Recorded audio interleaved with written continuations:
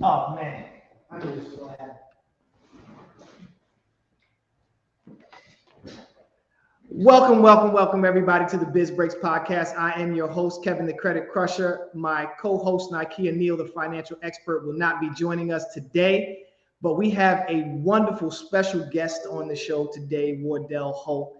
And Wardell, we're going to get into your life story. We're going to get into your business story. We're going to get into some of the things that we talked about offline just a little while ago.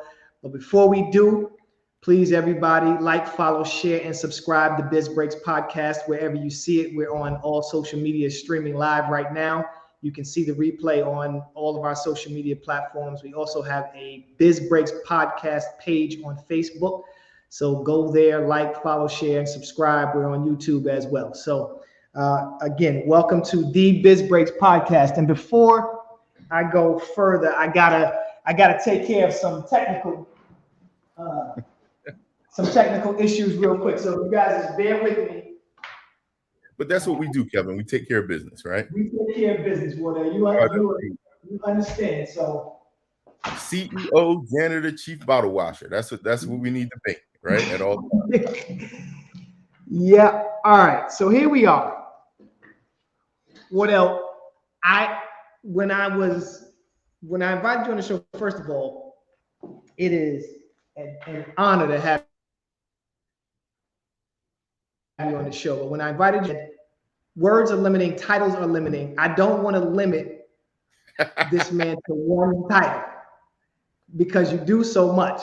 So I put investor there just because I wanted to insight. I think that was the most accurate, Kevin, because I was here thinking, I was like, if he asked me what I do, what do I really say? Right? Real estate investor, book publisher, music investor, record company executive, men's haberdasher. Right? There are plenty of things. We could talk all day from the business and the investing activity, but I think it all goes back to just multiple streams of income. So multiple streams of income. What else? Tell me where that comes from. Where does the idea of having multiple streams of income come from for you? Not my idea, right? One of the things I like to do is I like to read because I think it's the cheapest way to get knowledge ever, right? Mm-hmm. And if you're not into reading, it's just about getting the knowledge into your head. It don't necessarily have to be a book. It could be an audio book. It could be a podcast. It could be a YouTube video. But that's one of the concepts that has been foundational for me, because when you put all your eggs in one basket, you got to watch the basket, right? Sure. And sometimes the basket isn't always under our control, right?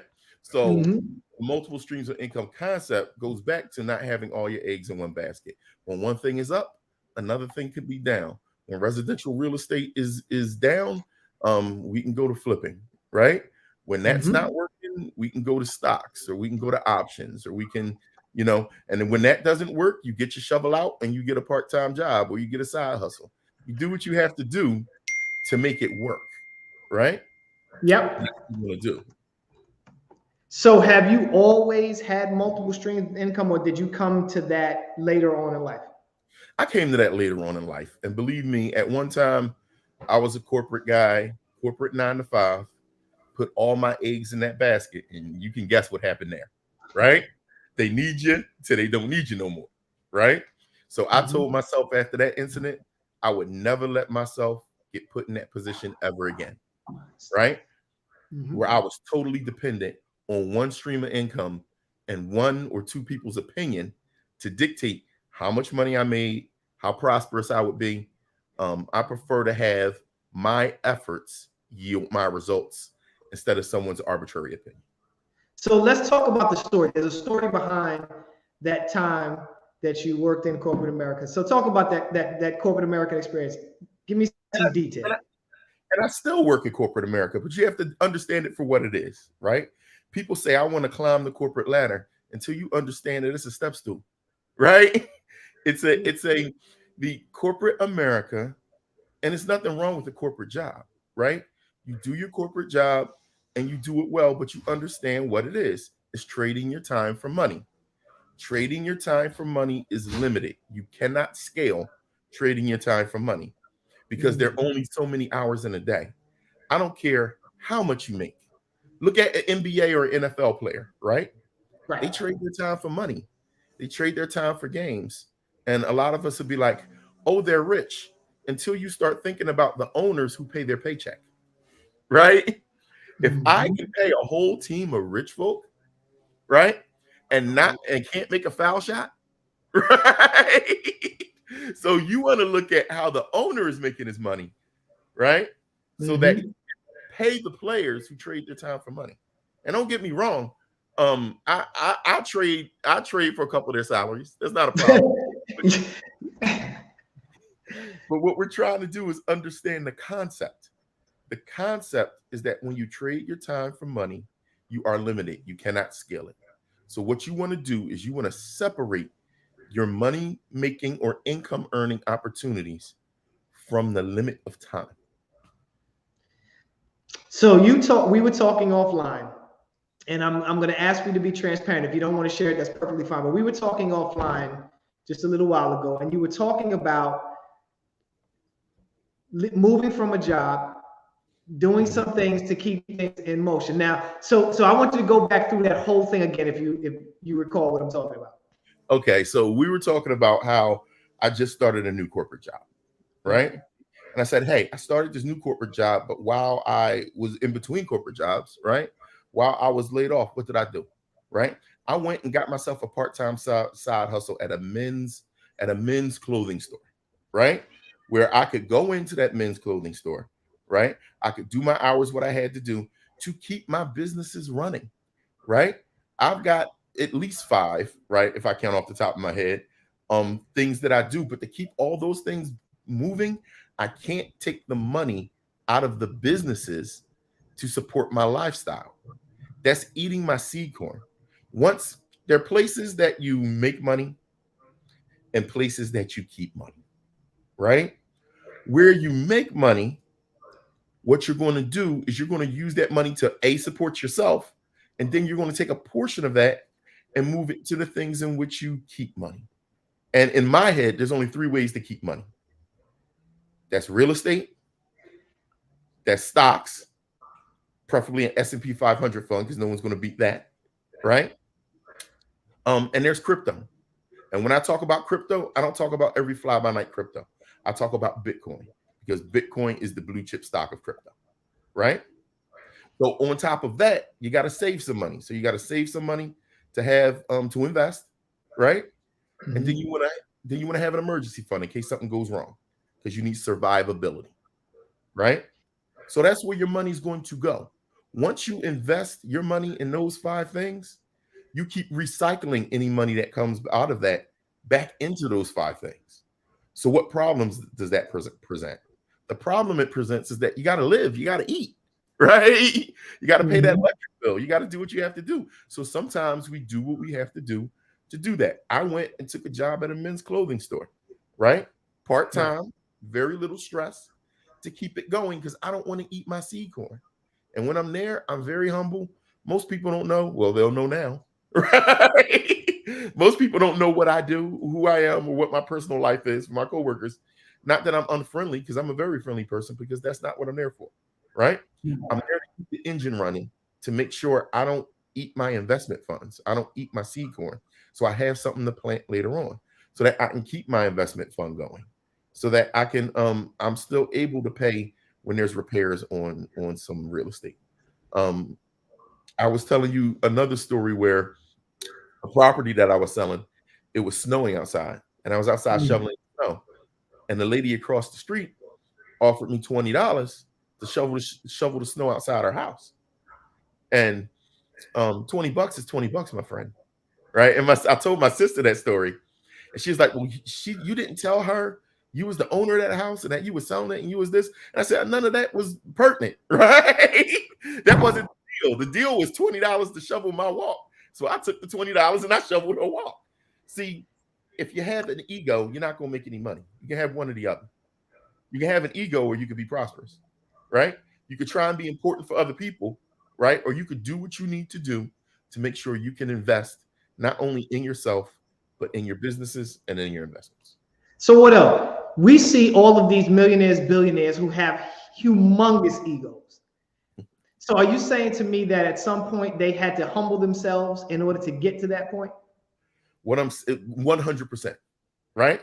If you go back and look, I'm a big person on biographies. So like I said, I like to read, right? Mm-hmm. So the biographies of Damon John, the biography of Conrad Hilton, who's from the Hilton family, whose Paris Hilton is a descendant of Conrad Hilton. Conrad Hilton rented log cabins on the side of the road for dollars and worked on all of them by himself, right? He would be spinning in his grave if he saw how his relatives and how his descendants are spending his money now. He was a hard worker. That's what you can't take out what you don't put in. Alexa, you can't take out what you don't put in. It's like a savings account, right? You know, when you're a little kid and your family says, I'm going to the bank to get some money. And they're like, oh, can you take some money out from me? They don't understand the concept that you had to put money in, right? To take it out. And some of us as adults still don't understand that concept with life. You got to put it in before you can take it out. So, Wardell, I find it fascinating we're having this story. And that's the reason why I insisted that we bring the conversation online, because I have talked to several clients. I've talked to several people, and I keep saying to them about the humility. I have no qualms about telling people that every once in a while, when I'm trying to put together a piece of money, I might jump in my car and drive for Lyft. And I do that not because my business can't support whatever it is I'm trying to do, but I don't want to take business money out of my business to go skiing for the weekend, right? Or shoot down to the Black History Museum in DC, right? But I also don't want to pay for it, right? So I find a way to do this. Now, if I can find a way to have somebody drive Lyft for me, maybe rent my car. But the point is, I can humble myself. And so when I heard you saying, that you took a part-time job, not because you had to, you didn't have to take a part-time job. You chose to, which that's where humility lies, right? Taking a part-time job when you have to is not humility. Taking a part-time job when you don't is. And so, let me tell you, one of the best jobs I've ever had in my life is that job, because it doesn't feed my family. So if you want me to do something, I'll do it. I'll take out the trash. I'll sweep up. I'll be the low guy and clean up after everybody's stuff. I'll sit there and learn what I have to learn, because there's no pressure, right? The best time to learn is where there's no pressure, right? It doesn't affect me one way or the other. My lifestyle really doesn't change that much. I go there because I enjoy going there. Now I'll pick something that I enjoy and wanted to learn more about, right? I wanted to learn more about men's clothing and men's styling. And so that was a good way to get paid and learn about it at the same time, right? Yeah. I mean, part of the having humility, right? Let's talk about that. Everybody wants to know money, wants to say, oh, I don't want to do this, or I'm above that, or, or the no money down thing, right? Mm-hmm. People say, I want to do this with no money down. You could do this with no money. Well, you know what? I can also drive a car with my feet, but it ain't the easiest way to do it, and it ain't the preferable way to do it, right? If you want to make your life hard, right? When you start getting creative, people don't understand. When people don't understand, they don't buy in, right? So sometimes going the conventional way, if they want 20% down, go get a job, work, and get 20% and put it down so that you can get that deal. The important thing is getting that deal. I work with a lot of independent artists in the music industry, and none of them want a job. None of them want to work. And the first thing I say when I work with them, I say, if you don't have a job, get one. If you have a job, do not quit, right? Right. You do not quit until you lose money on the job. And what does that mean? It means the time you spend on your job, you can better spend doing something else, and it will reap better rewards, right? But until the levels become equal and you can see that crossover, you need to keep that job. You work with credit and funding all the time. I work with credit and funding too. Banks and lenders like to see a job. They like to see a steady job. No matter, you will fill out more paperwork, even if you make more money. You will fill out more paperwork if you don't have a job. Any job. Any job will buy you. Me and my mortgage broker used to have a saying, any job will buy you a house. Literally any job. If you have a steady job where you're getting paid twice a month or every 2 weeks, right? We can find a deal, right, for you to get into your own home, right? Now, of course, you have to work on your credit. There's some other things that need to be there, right? Right. You need to have a job. You need to have the credit. That's where you come in, right? And you also need to have a little bit of money put away. Another axiom on that same point, and I don't want to seem like I'm rambling, but if you can save money, if you can show a bank that you can save money, they will throw money at you, right, for loans. If you get about $25,000 in the bank, some people say, how am I going to get $25,000 in the bank? You start $1 at a time, right? Every time you get paid, put some away and don't touch it. Forget it's there. Do not get an ATM card for it, right? Do not get an ATM card for it because it is your fund to buy real estate. So if you need the money, you are going to go to the bank in person and take it out. You will put it in automatically, but you do not want to have access to it when you see that shiny Gucci belt or a Balenciaga outfit, right? Because you're doing this for your family. You're doing this for generational wealth. You're doing this so that the job you have to have, your children can have options. So you made an important point about the banks, and I don't want to pass by that before. I don't want to go too far. So people need to hear this. Banks lend money. The banks lend the most money to people who don't need it. Exactly. That is a fact. That is not an opinion. That is a fact. Banks lend the most money to people who do not need it. So when you're saying get that savings account, you put that $25,000 in the bank, you're gonna have banks screaming to give you a loan. And that's because we don't understand what banks are for. Banks aren't there for your need. Banks are there for their profit. Right? Yeah. They take your money and give you 0.8% and loan it out at 5-10%. They are there to make money, but they're also there to loan. They're also there to loan money, but they have to ensure that they get it back. Right? That's the best way I know is to loan money to somebody who does not need it.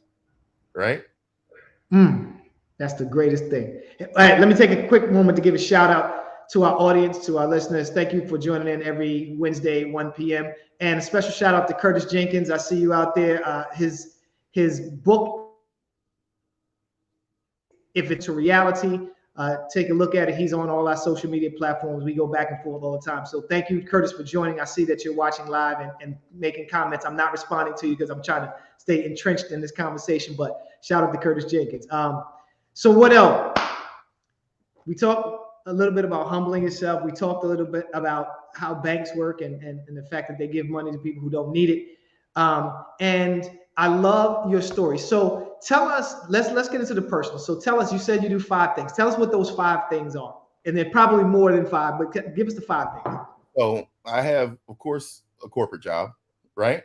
That keeps the engine running, right? And the family household going, right? I also have Wsd Publishing. Wsd Publishing has several low content books on Amazon and a children's book on Amazon called Isaac's Treasure, right? So you see under WSD Publishing on Amazon KDP. I also have WSD Music. WSD Music is an independent record label. Our latest artist that was put out is his name is Deuces Wild, right? Yep. Emotions Running High is his latest album. We've got a lot of good traction and a lot of good press with that. I also work with Cinema 7 Group. Tanzania Latif is one of their artists. She has a single out called Free Angela, which is doing very well in Europe right now. So you guys might want to check that out. So that's WSD Publishing, that's WSD Music. I'm a partial owner of a music recording studio with locations in Germantown and Philadelphia, Center City South, New Jersey, and Milwaukee. It's called J Black Labs. So it's J Black Labs 1 and J Black Labs 2. You can see those on the internet. What else? I have rental real estate in my personal name. I have rental real estate in my business name. I have rental real estate with partners. I have real estate flips with partners. What else? There's just a myriad. There's a myriad of things. Like I said, I have a part-time job. I invest in crypto. I invest in options. I mainly use what's called iron condors to invest in high volatility options. I, of course, do the 5 things that we talked about before, which is saving in stocks and in the S&P fund, real estate, and putting money in crypto because it's the blue chip. And then I take a little bit of money and I swing for the fences. I take a little bit of money and I'll put it in a little known crypto coin. I'll take a little bit of money and I'll do something a little bit riskier. That's not my primary investment goal, right? But if it works, it works. And I didn't lose anything too much. In that category, I never put in more than I'm willing to lose, right? Mm-hmm. So J Black Studios, that's not J Black that's heavy into battle rap culture, is it? Some are, right? Okay. Some of them are. The artists I work with lately are not, just because, you know, I'm about positivity, right? Yeah. And battle rap, although it's cool and I love hip hop, right? Those guys could come at each other, and I'm more on, you know, working together, right? Sure, instead of starting unnecessary beefs.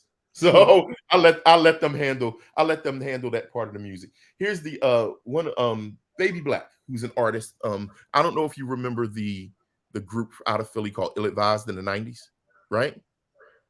So Baby Black was a member of that group. Okay. They used to be managed by Patti LaBelle's son, right? Okay. So he's one of my primary business partners, right? Yeah. And J Black Labs 1 and 2. Also Jay Keith, and there's a couple other partners, you know, Lawrence Arnell, Ron Birch, some other people who are involved with this. And the whole team of producers and everything down there really do a great job with music. I have a 10 ear. I am not Sean Combs. I stay out of the music. I talk about the money, right? I'm talking about the investment. I'm talking about the money. I'm looking at the rents. I'm looking at property to buys that we can turn into studios. I'm trying to get people through the door, right? And I let the musicians and the artists handle the music, and I handle what I'm good at. That's another thing, right? Understand what you're good at, and those things that you are not good at, either outsource it or have somebody else do it. Sure, right? sure. It is lean into if you're going to try to improve something, I mean, bringing your negatives up to mediocre where you don't like them is not a good use of your time. What you need to do is you need to take what you like and what you're good at, and you need to train yourself in it to turn it into a superpower, right? So instead of being, you know, I'm pretty good at sales, become great at sales, right? Then being great at sales will give you the money, right?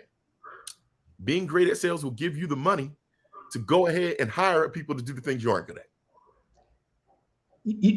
Audience, did you see how serious he got? You notice somebody, you know when somebody's serious when they come up on the camera like that. So I know you had a point to make. You had a point to make. By the way, let me lay down this disclaimer. No, none of the information, none of the conversation constitutes financial advice. We are not financial advisors. I got to make that because we may talk about money in this conversation. And I just want to be clear that this is not a financial advice show, and we are not licensed to give out financial advice. So these are just opinions. These are just tactics and things that we use.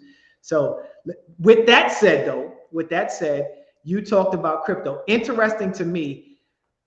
So I feel like I have jumped on the bandwagon late in this investing in crypto, investing in NFTs, investing in blockchain. What are your thoughts on that? I don't think you're late as long as you make sure you understood it before you jumped in. I take the Warren Buffett approach. I don't invest in anything I do not understand, right? Right now, NFTs and land in the metaverse, right? It may be a good investment. It may be a bad investment. I don't understand how it works and how it's valued, so I don't invest in that, right? I do invest in some altcoins. I do invest in Ethereum and I invest in Bitcoin because I do understand that. I understand the blockchain. I understand how it works, and I understand how it's valued, right? So it's never too late, Kevin, as long as actually it's the right time if you waited until you understood what you were doing, right? And educated yourself. The first money people should put in crypto should be on a crypto course or a crypto book, right? Or going to the library to figure out what crypto is, looking at some podcasts to understand what crypto is, how it works, and what you're doing. the one thing I do not believe is jumping on and going and saying, everybody else is making money, I'm going to make it too, I'm going to jump in. You know why? Because we talked about this. People only show you their highlight reel, especially in social media. They only show you when they win. They don't talk about when they lose, right? They say, oh, I'm up. That's like the lottery winner, right? Who says, oh, I just won $500 on a scratch off. Well, how much did you pay for scratch offs this year? You never mentioned that. Right? Are you up? Are you down? Are you winning or are you losing? Here's something for your audience, right? If you want to evaluate anything from a financial standpoint, a business or a person, right? All you need is their income statement and their balance sheet, right? All you need is their profit and loss statement, or to make it easy, show me your inflows and outflows, then show me what you owe and what you own, right? Because right then I can read the tea leaves, and you can do it too, and tell somebody how they're doing financially. If your income statement is positive and your balance sheet is positive, that means your inflows and outflows are great, and you're actually keeping some money. You're doing awesome. Keep doing what you're doing. If your income statement is negative, but your balance sheet is positive, that means that, hey, you have some things, but you're going through a temporary downturn in cash flow, and you need to do something to make sure bring your cash flow up, right? Maybe take that temporary job, right? Okay. If your income statement is positive and your balance sheet is negative, that means you don't owe much. You're probably just starting off. You need to start putting some of that money you're making into your savings. But here's the big one. If your income statement is negative and your balance sheet is negative, you are going broke. Right? You are going broke. You don't know you're doing broke, and you need to do something immediately right now to stop the bleeding. Right? There are only four situations, right? And that's why accountants always say, let me see your financial statements, right? You can walk in and say whatever you want to an accountant, right? And at the end of the conversation, they're going to say, well, let me see your financial statements, right? That's why banks look at your financial statements, because they're reading those tea leaves. And as long as those financial statements, and that's why the government will get on your back if you lie about your financial statements, right? Because it gets through all the BS, right? Following general accounting principles. And it can tell you, I could tell you right now, if an Instagram influencer comes up to me, oh, I did this, I went to Dubai, I did that. Show me your financial statements. Income statement and balance. A bank, show me your financial statements. Walmart, show me your financial statements. It doesn't matter who you are, how big or how small. If someone says, if I say, show me your financial statements, and they go, my what? Run away. So how do you find the financial statements of these cryptocurrencies? That's a problem, right? Because crypto is not regulated, right? Right. So what you're basically falling back on will be technical analysis, right? Technical analysis of the price of the coin, right? That's what I fall back on, because you're not going to find anything public, because you have to remember it's a currency like the US dollar, not a business, right? Because it is a currency, right? A way to store value and in exchange for goods, right? It's really not meant to be an investment medium, although we use it as an investment medium, because we believe the store value will be the same. It's the same as gold, right? Gold prices are a hedge against inflation because gold keeps its value. In ancient Rome, the same amount of gold that would have bought a men's suit in ancient Rome is the same amount of gold, dollar amount of gold that will buy a nice men's suit today, about $1,000, right? In today's world, gold always keeps its value, right? Because it's a currency, it's a medium of exchange. When you see the price of currencies go up, you see the price of crypto go up. What people are saying is that we don't have faith in the currencies that are backed by governments, right? Or we don't have faith that inflation isn't going to be higher. So the cost of hard assets go up, which is why I love real estate, right? Because it goes up with inflation, right?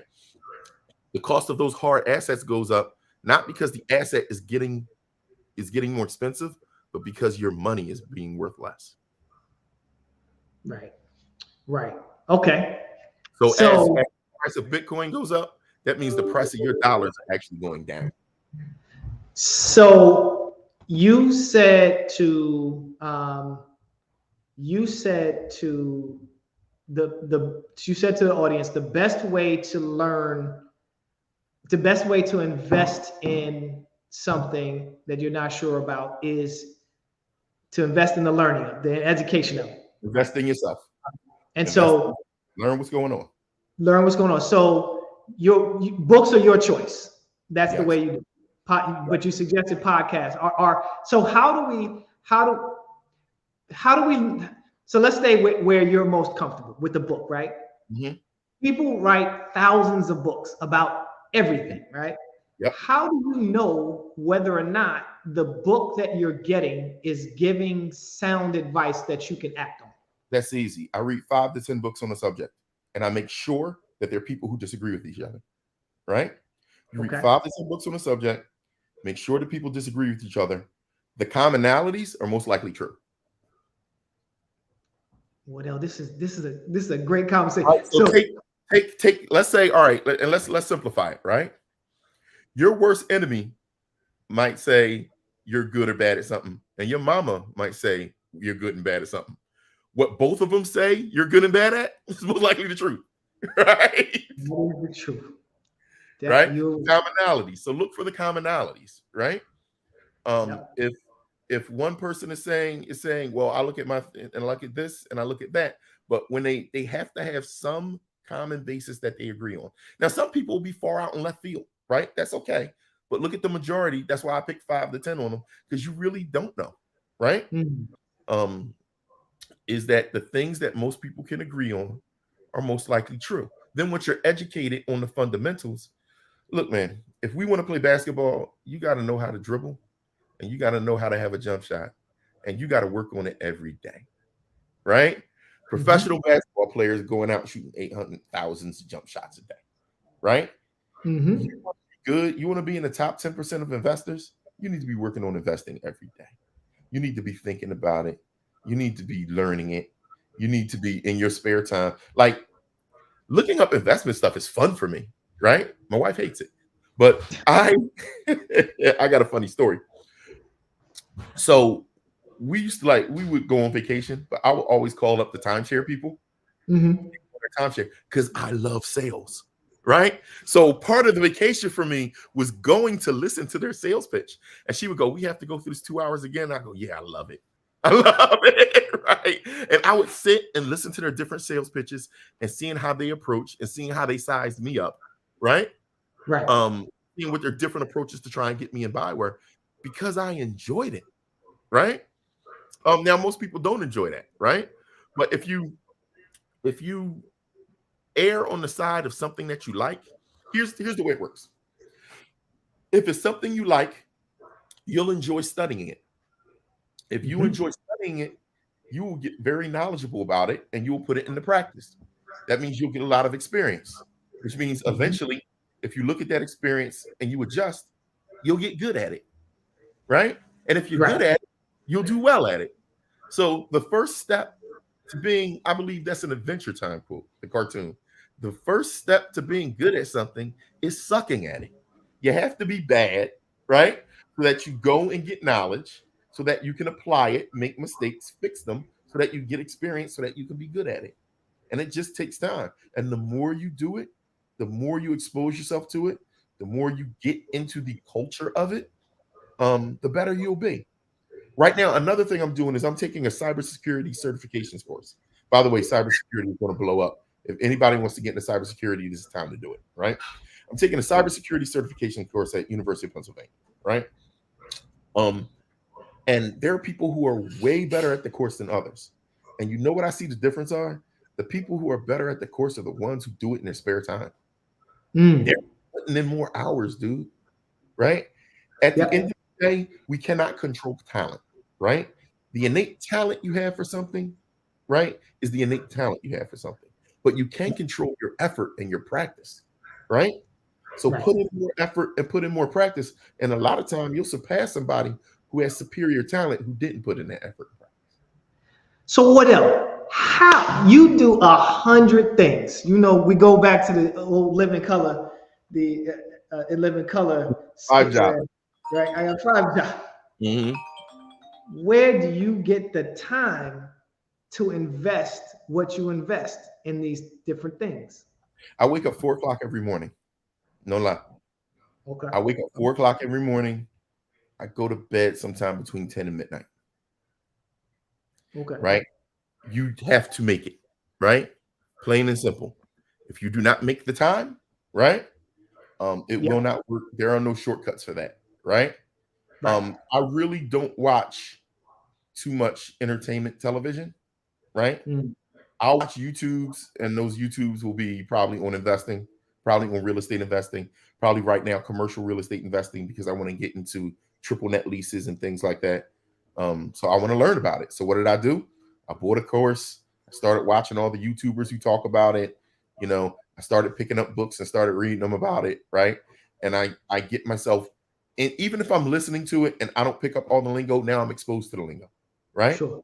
And I go look it up, figure out what it means. Now I know what a triple net lease is. Now I know what incurs a triple net lease and why what I want and why I would run through a wall to get one if I could get one, right? Right? You have to, it's like learning a language. You know how they say, if you wanted to learn Spanish, go to a Spanish-speaking country for a year. You'll come back fluent, right? Because you have no choice. You can't eat. You can't get toilet paper unless you learn Spanish. So you have to do that with everything. With investing, you have to make it so that you don't have no choice. You're so exposed to it and you're so into it, right? That that you learn it. Is it easy? No, but I take the things that I want to do, right? And I try them to wrap them around the things that I want to learn. So if I want to take a trip to Orlando with the family, right? There's some people down there who run some seminars that will walk you through commercial real estate deals and talk about them, right? I can spend a day doing that when I spend the other 7 days with the family, and I can spend 1 day doing that, right? So it's making it part of your lifestyle, right? You know how they talk about workplace balance or work balance? Integration. You have to integrate what you do and what you want to be great at. You have to integrate that with your life. Here's something. You want to be successful at something, become top 10%. Plain and simple. How do you become top 10%? Outwork everybody else who's doing it. Outread, outlearn, outwork, outtalk, outpractice everybody else who's doing it. If you're top 10% in your field, I can guarantee you the money will come. Wardell, you have given me something to put in the playbook that I never considered, because I've always worried about how my family fits into what I want to do. And so you just outlined a way to do it, and I'm going to repeat it because it might have gone past somebody's ears.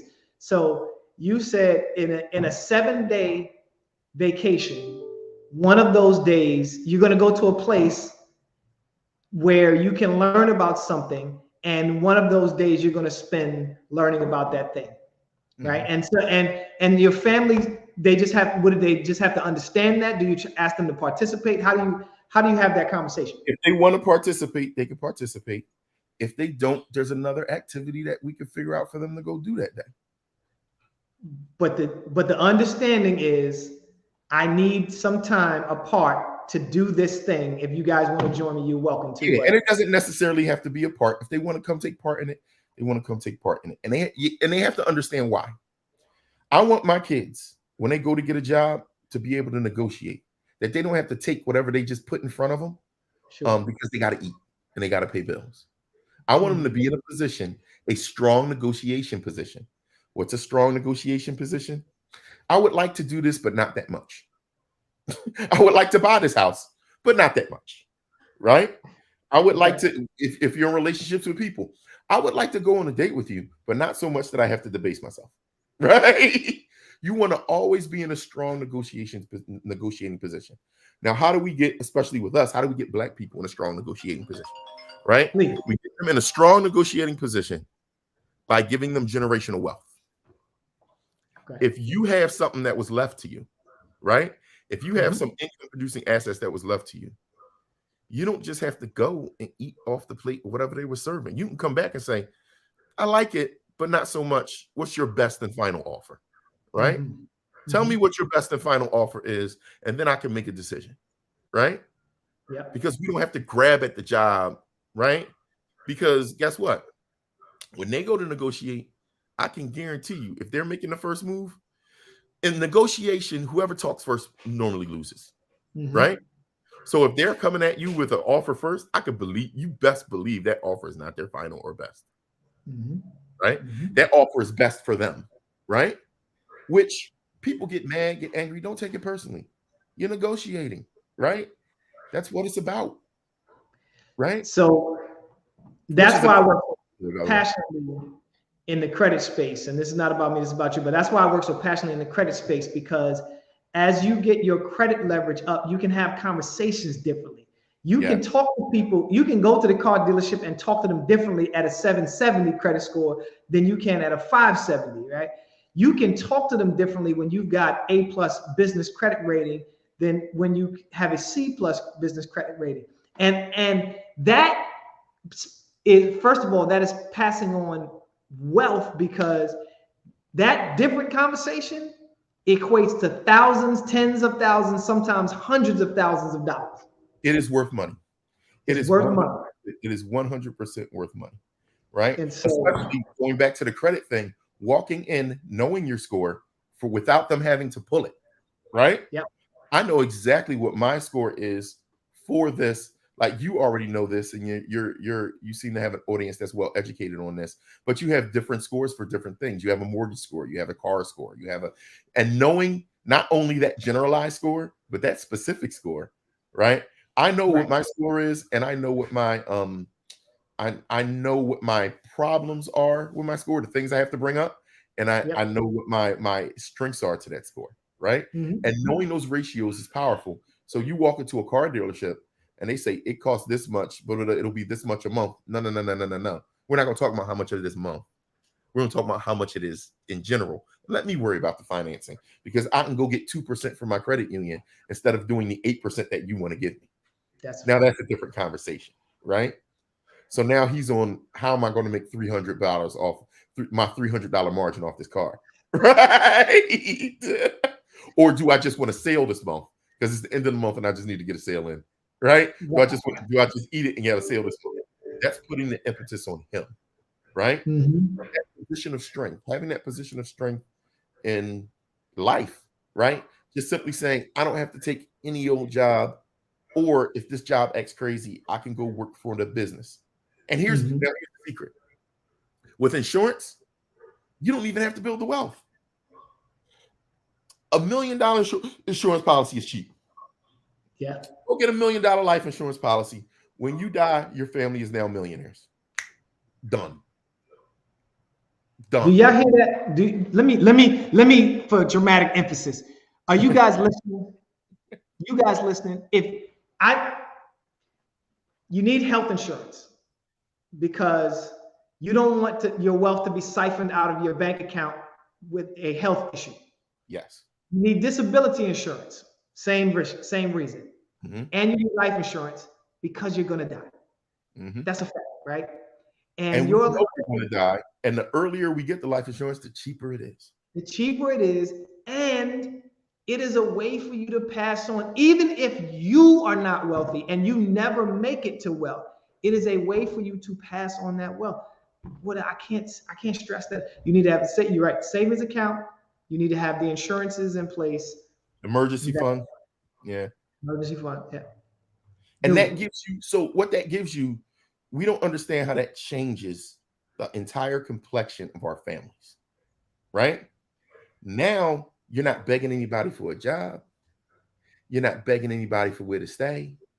You have resources, right? And having resources and keeping those resources, right? Remember, there's places where you make money and places where you keep money, right? The reason you are keeping those resources is because you don't spend those resources.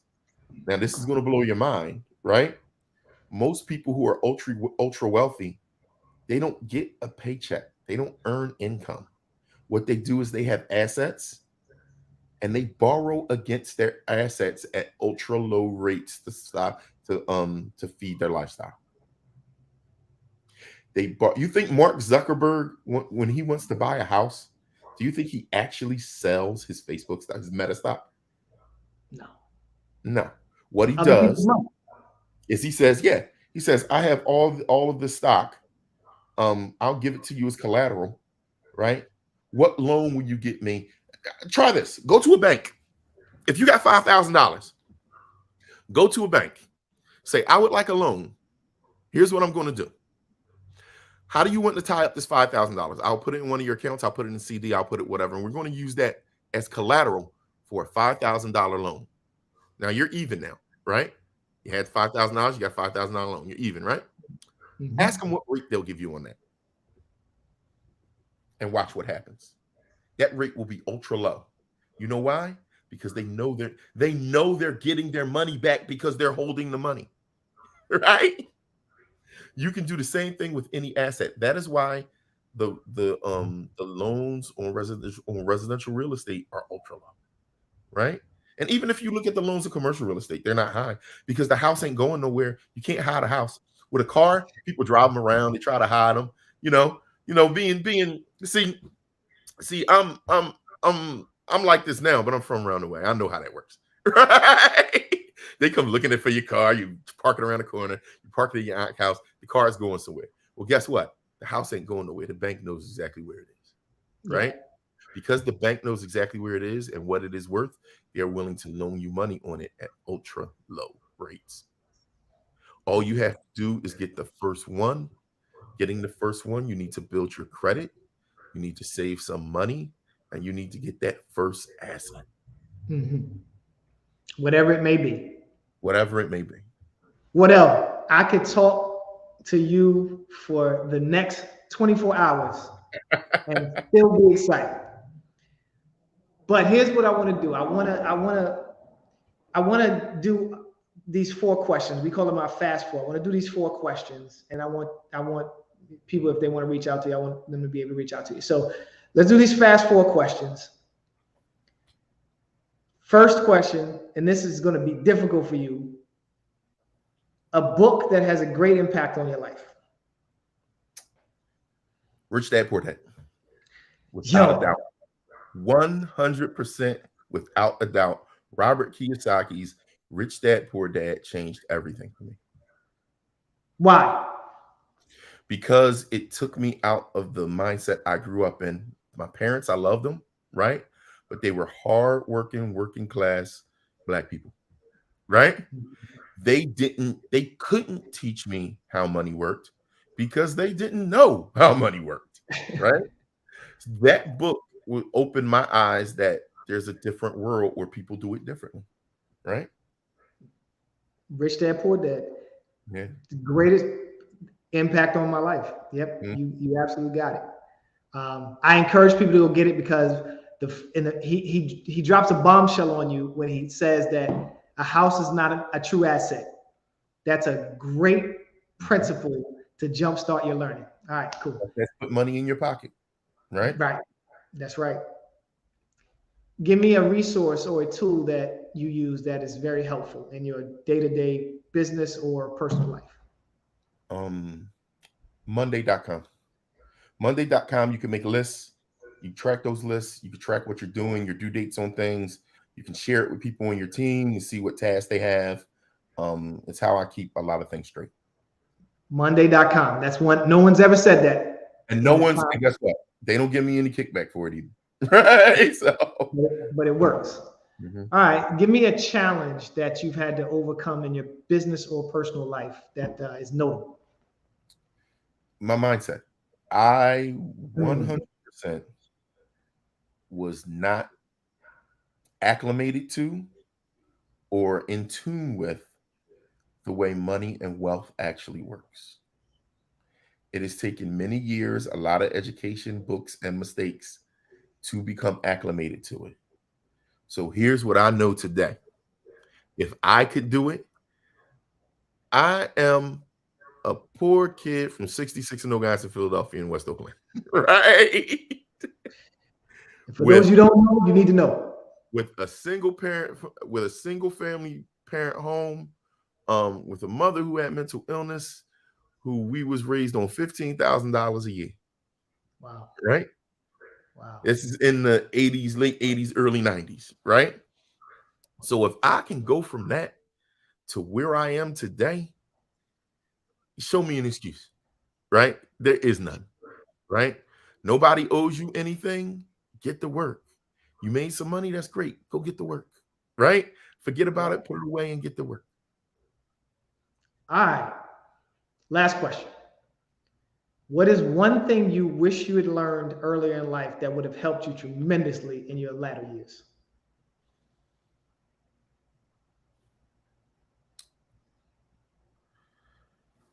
The one asset that we have that no one can ever take from us, right?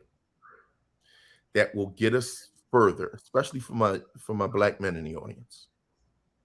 Emotional control. Do not get upset. You want to be mad or you want to win, right? Calm yourself. Whatever you want to get into. Me and a buddy of mine used to play this game called Then What, right? Mm-hmm. Or you about to get upset about something, about to do something stupid, tell yourself, then what? 5 times. Go down the road, then what? Then what do you think will happen? Then what will think will happen? If you get at any point in those then what's to an outcome you do not want, you do not follow the first action. Take a breath and say, then what? Right? Because let me tell you what will derail your wealth building really quickly. Prison. Death. Right? Will derail it pretty quickly. And people say, oh, I don't understand what's going on with these kids. I understood. I saw in the 80s and 90s during the crack epidemic growing up in the neighborhood I grew up in. Right? Right. You know? Right. I saw it every day. Delayed gratification and emotional control. You can do those two things. You are 80% there. I did not think that's where you were going. That is brilliant. That is not even close to where I thought you were going with that, but that is brilliant. And the then what exercise is, it tracks with a lot of there are a lot of principles that people put in place to help you make decisions. And that is sort of the same thing as the over $100 24-hour rule, where they say if it costs more than $100, wait 24 hours. If you still want to buy it as bad, go get it. Right? That's the then what, right? Mm-hmm. If you bought it right now, if you took a breath, if I buy it right now, then what? Mm-hmm. Right? So I like that exercise. The then what? Take a step back, take a breath, ask yourself, then what? Because I've never seen the bank loan you any money on Balenciaga shoes. That's the truth. That's and listen, I've tried. I have a Jordan collection, and I tried to say this is an asset. They said it's an asset to you, but not to that's not to the market. So yeah, wow, that's good. Hey, listen, Wardell. Like I said, I would love to keep talking all day. But if somebody wanted to reach you for any reason, for any one of the 15 things that you do, how can they get to you? If you're looking at professional corporate like connection, LinkedIn. Right? My LinkedIn, I'm the only Wardell Holt on there because my dad ain't on there. Right? So if you're looking for music, the Wsd Publishing page on Amazon. If you're looking for J Black Labs 1 or 2, you can look up on the internet. If you're looking to record something, come on down. We love to have you. WSD Music has its own webpage, wsdmusic.com. You can check me out there. AJH LLC, where I do the ajhcorp.com, where I do the majority of my real estate stuff. Wardell, you are a Renaissance man, a man of the people. I truly appreciate you being on here. Before I let you go, let me just let everybody know we are the Biz Breaks Podcast. We have real talk with real entrepreneurs. We're here every Wednesday, 1 p.m. Eastern Standard Time. Tune in. And if you are watching this on any of our social media platforms, please like, follow, share, and subscribe. If you're on YouTube, hit that notification bell so you get an alert anytime we come up with new content. Wardell, I truly appreciate your time. We got to have you back on, because we didn't even talk about the political component of your life. Oh yeah, I forgot. I was an elected official in my town. Elected official. I forgot about that. This guy, if you want to know how to move through life, you guys have to get connected to Wardell Holt. So, like I said, Wardell, thank you for coming on. It's an honor and a privilege to have you on. We will have you back again, and I'll be in touch with you offline, because we got a lot of stuff that we got to get in place. A pleasure sharing with you, Kevin. Thank you, my brother. All right.